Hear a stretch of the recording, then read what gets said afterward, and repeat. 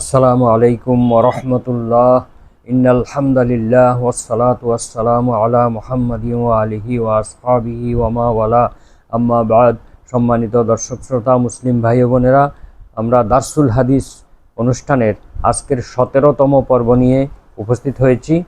আজকে সহিহ বুখারীর একটি হাদিস আমরা অর্থ এবং ব্যাখ্যা সহ আলোচনা করব। চলুন তাহলে শুরু করি। বিসমিল্লাহির রহমানির রহিম। ওয়ান আবি হুরাইরাতা রাদিয়াল্লাহু আনহু ক্বালা ক্বালা রাসূলুল্লাহি সাল্লাল্লাহু আলাইহি ওয়াসাল্লাম ক্বালা আল্লাহু তাআলা কাযযাবানি ইবনু আদামা ওয়ালাম ইয়াকুন লাহু যালিক। বিখ্যাত সাহাবী আবু হুরায়রা রাদিয়াল্লাহু আনহু থেকে বর্ণিত, তিনি বলেন, রাসূলুল্লাহ সাল্লাল্লাহু আলাইহি ওয়াসাল্লাম ইরশাদ করেছেন যে আল্লাহ তাআলা বলেন, আমার আদম সন্তানেরা আমার প্রতি মিথ্যা প্রতিপন্ন করেছে, আমাকে মিথ্যা প্রতিপন্ন করেছে। ওয়ালাম ইয়াকুন লাহু যালিকা, অথচ এটা তার অধিকার ছিল না, এটা তার করার কথা ছিল না। ফা আম্মা তাকযিবুহু ইয়া, সে আমাকে যে মিথ্যা প্রতিপন্ন করেছে তা হলো ফাকাউলুহু লাই ইউঈদানি কামা বাদানি, সে বলে যে আমি তাকে প্রথম যেভাবে সৃষ্টি করেছিলাম সেভাবে তাকে পুনরায় সৃষ্টি করতে পারবো না। লাই ইউঈদানি, আমাকে কখনোই পুনরায় সৃষ্টি করতে পারবেন না, কামা বাদানি, যেভাবে আমাকে প্রথম সৃষ্টি করা হয়েছিল। এই কথা আদম সন্তানরা বলে। এটাই হচ্ছে আমার প্রতি মিথ্যা প্রতিপন্ন করা। ওয়ালাইসা আউয়ালুল খালকি বিআহওয়ানা আলাইয়া মিন ইআদাতিহি, অথচ প্রথমবার সৃষ্টি করা দ্বিতীয়বার সৃষ্টি করা থেকে সহজ কাজ ছিল না। অর্থাৎ প্রথমবার সৃষ্টি করাই আমার জন্য কঠিন ছিল, দ্বিতীয়বার সৃষ্টি করাটা কঠিন ছিল না। ওয়াম্মা শতমুহু, অতপর আদম সন্তান আমাকে যে গালি দেয় সে গালি হলো ওয়াম্মা শতমুহু ইয়া, সে আমার প্রতি যে গালি প্রদর্শন করে, গালি বর্ষণ করে, সে গালি হলো ফাকাউলুহু ইত্তাখাযাল্লাহু ওয়ালাদান, সে বলে যে আল্লাহ তাআলা সন্তান গ্রহণ করেছেন। ওয়ানাল আহাদুস সামাদু, অথচ আমি একক, আমি মুখাপেক্ষীহীন। আল্লাযী লাম আলিদ ওয়ালাম উলাদ, আমি এমন এক সত্তা যা কাউকে জন্ম দেই নাই এবং আমিও জন্মগ্রহণ করি নাই। ওয়ালাম ইয়াকুন লি কুফুয়ান আহাদ, আর আমার সমকক্ষ কেউ নেই। অফি রেওয়ায়াতি ইবনে আব্বাস রাদিয়াল্লাহু আনহুর একটি বর্ণনায় রয়েছে, ওয়া আম্মা শতমুহু ইয়া, আদম সন্তানের আমাকে গালি দেওয়ার অর্থ হচ্ছে ফাকাউলুহু লি ওয়ালাদুন, সে বলে যে আমার সন্তান আছে। ওয়াসুবহানি, অথচ আমি এর থেকে পবিত্র। আন আত্তাখিজা সাহিবাতান আও আলাদান, আমি স্ত্রী এবং সন্তান গ্রহণ করা থেকে সম্পূর্ণ পবিত্র। এই হাদিসটি বুখারী শরীফে উল্লেখ রয়েছে। এখানে গুরুত্বপূর্ণ কিছু কথা বলা হয়েছে, তা হচ্ছে মানুষ আল্লাহ তাআলার পক্ষে মিথ্যা প্রতিপন্ন করে। কিভাবে মিথ্যা প্রতিপন্ন করে? মানুষ বলে যে আল্লাহ তাআলা আমাকে পুনরায় সৃষ্টি করতে পারবে না, অথচ আল্লাহ তাআলা এখানে বলতেছেন যে আমি তাকে প্রথমবার সৃষ্টি করাটাই কঠিন কাজ ছিল, কিন্তু সেটা যখন পেরেছি তাহলে দ্বিতীয়বার সৃষ্টি করা আমার জন্য কোনোভাবেই কঠিন নয়, বরং প্রথমবার সৃষ্টি করাটাই আমার কঠিন ছিল, দ্বিতীয়বার সৃষ্টি করাটা আমার জন্য একেবারে সহজ কাজ। অথচ আমার আদম সন্তানেরা এই কথাটা বলে যে আমাকে আর কখনো সৃষ্টি করতে পারবে না, মরে গেলেই সব শেষ, এটাই তারা মনে করে। পবিত্র কোরআনে বিভিন্ন আয়াতে এগুলো বর্ণনা আছে। কাফেররা বলতো মাই ইউহয়িল ইযামা ওয়া হিয়া রমিম, আমরা মরে যাব, মাটির সঙ্গে মিশে যাব, আমাদেরকে কে জীবিত করবে, এভাবে তারা এগুলো বলতো। তো এটা হলো আল্লাহ তাআলাকে মিথ্যা প্রতিপন্ন করা।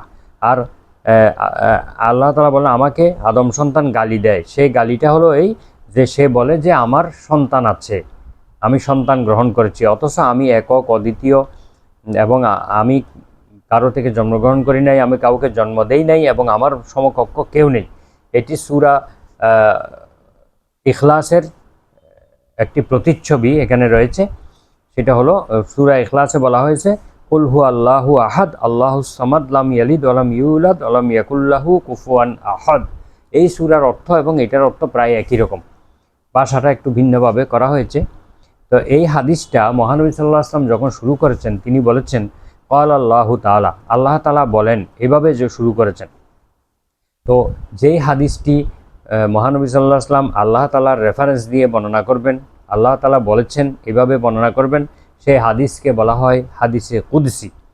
তো এখন আমরা হাদিসে কুদসি, কোরআন এবং হাদিস এই তিনটার মধ্যে সংক্ষিপ্ত পার্থক্য বর্ণনা করব। পার্থক্যটা হলো এই, যদি কোনো হাদিসের শব্দগুলো এবং অর্থগুলো সব আল্লাহ তাআলার পক্ষ থেকে আসে, হাদিসের শব্দ এবং অর্থ উভয়টি যদি আল্লাহ তাআলার পক্ষ থেকে আসে আর এটা প্রকাশ্য ওহীর মাধ্যমে আসে, তাহলে এটাকে বলা হবে কোরআন।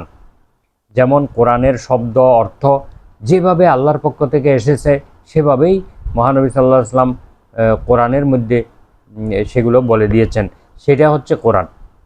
আর যদি আল্লাহ তাআলার পক্ষ থেকে শব্দ এবং অর্থ এটা প্রকাশ্যভাবে না এসে গোপনে আসে অথবা স্বপ্ন যুগে আসে, তাহলে এইটা হবে হাদিসে কুদসি। কিন্তু বর্ণনাটা করবেন রাসূল সাল্লাল্লাহু আলাইহি ওয়াসাল্লামের শব্দ দ্বারা। হাদিসের শব্দসমূহ রাসূল সাল্লাল্লাহু আলাইহি ওয়াসাল্লামের পবিত্র জবান থেকে আসবে, কিন্তু শব্দ অর্থ দুইটা আসবে গোপনে অথবা স্বপ্নযুগে। গোপনে বা স্বপ্নযুগে আসবে, কিন্তু ওই শব্দগুলো উচ্চারিত হবে মহানবী সাল্লাল্লাহু আলাইহি ওয়াসাল্লামের পবিত্র জবান দ্বারা। তাহলে সেটাকে বলা হবে হাদিসে কুদসি। যেমন ক্বাল আল্লাহু তাআলা, আল্লাহ তাআলা বলেন, এইভাবে বর্ণনা হবে। আর যেই হাদিসে মহানবী সাল্লাল্লাহু আলাইহি ওয়াসাল্লামের কথা বর্ণিত হবে, মহানবী সাল্লাল্লাহু আলাইহি ওয়াসাল্লামের পক্ষ থেকে তার শব্দ এবং অর্থ উভয়টি বর্ণিত হবে, তাকে বলা হবে হাদিস। হাদিসে নববী বা নবী করিম সাল্লাল্লাহু আলাইহি ওয়াসাল্লামের হাদিস। এটা হলো সংক্ষিপ্ত পার্থক্য। কেউ কেউ বলেন মহানবী সাল্লাল্লাহু আলাইহি ওয়াসাল্লামের দুই প্রকারের নূর ছিল, সর্বক্ষণ এবং অবিচ্ছিন্ন নূর, যা থেকে বক্তব্য বের হতো, এটাকে হাদিসে নববী বা মহানবী সাল্লাল্লাহু আলাইহি ওয়াসাল্লামের হাদিস বলা হয়। মহানবী সাল্লাল্লাহু আলাইহি ওয়াসাল্লামকে আল্লাহ তাআলা এমন একটি নূর দিয়েছেন যে নূর থেকে সর্বক্ষণ যে বক্তব্য বের হতো, এটা হলো মহানবী সাল্লাল্লাহু আলাইহি ওয়াসাল্লামের বাণী বা হাদিস। দ্বিতীয় প্রকার হলো আকস্মিক নূর, হঠাৎ করে একটা নূরের আবির্ভাব হতো, সেই নূরটা হলো এমন একটি নূর যে সময় মহানবী সাল্লাল্লাহু আলাইহি ওয়াসাল্লামের নিজের স্বাধীনতা বিলুপ্ত হয়ে যেত, তখন যে বক্তব্য তার পবিত্র জবান থেকে বের হতো এইটা হলো কোরআন। অর্থাৎ কোরআন অবতীর্ণ হওয়ার সময় তার নিজস্ব কথাগুলো বন্ধ হয়ে যেত, যেই তার কথা থেকে মুখ থেকে বের হতো সেটা হলো কোরআন। আর যদি স্বাধীনতা বর্তমান থাকে, তার স্বাধীনতা বর্তমান আছে, কিন্তু আকস্মিক নূর থেকে যে কথাগুলো বের হচ্ছে সেটা হলো হাদিসে কুদসি। তাহলে আকস্মিক নূর দুই প্রকার, একটা হলো আকস্মিক নূর, এমনভাবে এক নূর আসবে সেখান থেকে কথা বের হবে, সে সময় রাসূল সাল্লাল্লাহু আলাইহি ওয়াসাল্লামের নিজস্ব স্বাধীনতা থাকবে না। আরেকটা হলো এই আকস্মিক নূর থেকেই কথা বের হবে কিন্তু তার নিজস্ব স্বাধীনতা থাকবে, তখন হলো সেটা হাদিসে কুদসি। প্রথমটা হলো কোরআন, দ্বিতীয়টা হলো হাদিসে কুদসি। তাহলে এই হাদিস থেকে আমরা যেই জিনিসটা জানতে পারলাম যে মহান আল্লাহ তাআলার অবশ্যই মানুষকে দ্বিতীয়বার সৃষ্টি করতে সক্ষম। তিনি আমাদেরকে কোনো কিছুই ছিলাম না, আমাদেরকে সেখান থেকে আল্লাহ সৃষ্টি করতে পারলেন। সুতরাং পুনরায় আমাদেরকে সৃষ্টি করা এটা তো আল্লাহর জন্য সহজ। আল্লাহ তাআলা পবিত্র কোরআনে সূরা দাহারের প্রথম আয়াতে বলেন, হাল আতা আলাল ইনসানি হিনুম মিনাদ দাহরি লাম ইয়াকুন শাইআম মাযকুরা। প্রত্যেক মানুষের জীবনে এমন একটি সময় ছিল যখন সে কোনো উল্লেখযোগ্য বস্তু হিসেবেই পরিগণিত ছিল না, তার কোনো উল্লেখ ছিল না, তার নাম ঠিকানা কেউ জানতো না, তার অস্তিত্ব ছিল না।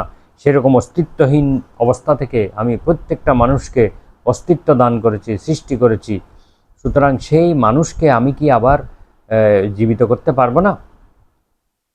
আলাইসা যালিকা বিকাদিরিন আলা আন ইউহয়িয়াল মাউতা। আল্লাহ তাআলা বলছেন যে আল্লাহ তোমাকে একটি নাপাক পানি থেকে সৃষ্টি করতে পেরেছেন এবং তোমাকে সুন্দর সুষ্ঠ করে তোমাকে তোমার দেহ এবং তোমার শরীর সুঠাম দেহের অধিকারী করে তোমাকে সৃষ্টি করেছেন, সে আল্লাহর পক্ষে কি সম্ভব নয় যে তোমাকে পুনরায় মৃত্যুর পরে আবার জীবিত করা? অবশ্যই সম্ভব। তাহলে এই কথাগুলো বললে কেউ যদি এইটা অস্বীকার করে, আল্লাহ তাআলা পুনরায় তাকে সৃষ্টি করতে পারবে না, এটা অস্বীকার করে, তাহলে তার ঈমান ভঙ্গ হয়ে যাবে, সেই কাফির হয়ে যাবে। তো এই কথা বলা যাবে না। তো আল্লাহ তাআলাকে গালি দেওয়া হলো তার সন্তান আছে বলে ধারণ করে। যেমন ইহুদিগণ উজাইর আলাইহিস সালাম নামে একজন আল্লাহর প্রিয় বান্দা বা আল্লাহর একজন নবী, কেউ কেউ বলেছেন তিনি আল্লাহর নবী ছিলেন, কেউ বলেছেন আল্লাহর প্রিয় বান্দা ছিলেন। যাই হোক না কেন, তাকে তারা আল্লাহর পুত্র হিসেবে সাব্যস্ত করে। এটাও হচ্ছে আল্লাহকে গালি দেওয়া।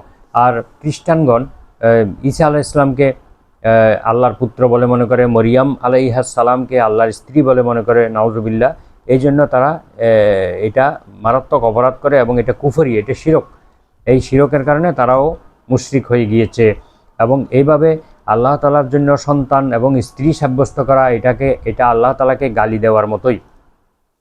অথচ আল্লাহ তাআলা কখনো স্ত্রী এবং সন্তান গ্রহণ করেন নাই, তিনি কাউকে জন্ম দেননি, তিনি কারো থেকে জন্মগ্রহণ করেননি, তিনি একক, অদ্বিতীয়, তিনি অমুখাপেক্ষী, তিনি পবিত্র। এই কথা আমাদেরকে বিশ্বাস করতে হবে। এটা সূরা ইখলাসের একটি প্রতিধ্বনি এই হাদিসে প্রতিধ্বনিত হয়েছে। তো সূরা ইখলাস এবং এই হাদিস প্রায় সম অর্থবোধক। আমরা এই হাদিসের শিক্ষা গ্রহণ করে আল্লাহ তাআলাকে মিথ্যা প্রতিপন্ন করব না এবং আল্লাহ তাআলারকে গালি দেব না, তার সন্তান সন্ততি বা তার শরীকদার স্থাপন করব না। তাহলে কিন্তু মানুষ আর ঈমানদার থাকবে না।